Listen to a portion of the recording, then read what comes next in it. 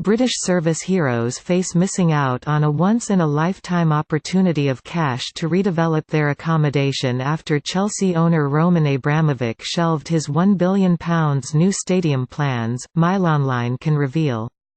Veterans living in Sir Oswald Stoll mansions, in the shadow of Stamford Bridge, were promised a windfall of £7,000 each for the disturbance of having their homes demolished and rebuilt as part of the development.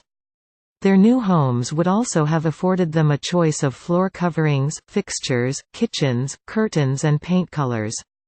A range of fridge freezers, oven and hobs dishwashers and washing machines were also to be installed in the updated homes. But the Russian billionaire's decision to scrap the stadium plans and ditch his visa application in the ongoing row between Britain and his own country over the Salisbury nerve agent attack has almost certainly ended the veterans' hopes of new housing. Army veteran Ian Camps, 63, who had completed 7 tours of Northern Ireland, said today he was disappointed. "This is a big blow. The money would have helped take Stoll mansions into the 21st and 22nd centuries," he said. "It is an old place and more than 100 years old and needs more than just a lick of paint. I was due to get a spanking new kitchen with state-of-the-art facilities and now I don't know what is going to happen. It's a sad day as it would have meant a big improvement for us all.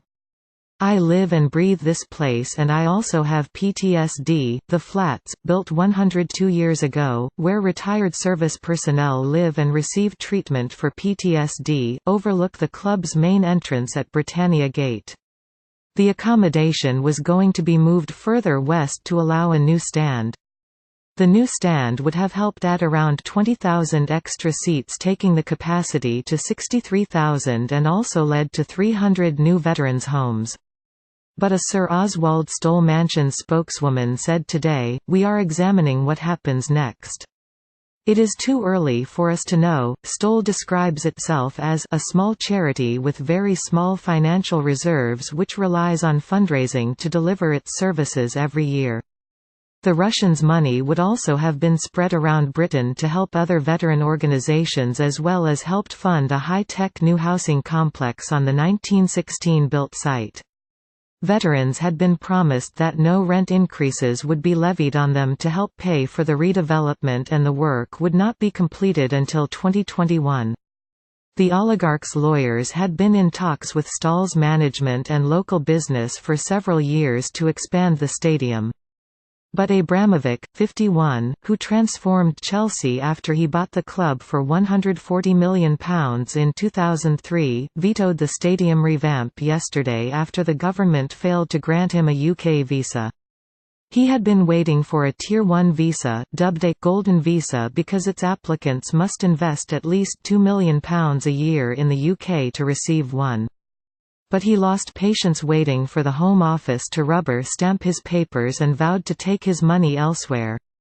He took Israeli citizenship to gain access to the UK. In mothballing the project, the club said in a statement, Chelsea Football Club announces today that it has put its new stadium project on hold. No further pre-construction design and planning work will occur. The club does not have a time frame set for reconsideration of its decision. The decision was made due to the current unfavorable investment climate. The decision has plunged businesses around the stadium into doubt. The owners of Indian restaurant Dipna Brilliant called it a shame. Meanwhile, Café Brazil opposite where Chelsea players Willian and David Luiz are regulars said they wanted the development to go ahead. Meanwhile, Mr. Camps, a father of 3 daughters, added, "The veterans deserve the best, and as the government doesn't pay enough to look after them, and this money from Chelsea would have gone a long way to helping me and other service people. I am really disappointed and I hope Chelsea carry on with the plans in the near future." Another veteran, Terence, who declined to give his surname, said, "People here have given their all for their country and many have PTSD and are elderly. They deserve the best, and that money from Chelsea would have been fantastic and improved all our lives. It's nobody's fault here. The government and Russians have to take a long, hard look at themselves and give Chelsea a helping hand out of this mess." But Anne Widowfield, 71, who has lived in Stoll mansions with her ex-naval serviceman husband William for more than 20 years, said she was delighted with the news that they wouldn't have to move. "My reaction when I heard he had withdrawn his plans was, hooray! I am the one singing 'We are the champions today' and not Chelsea," she said. "There are people in their 80s and 90s here living here.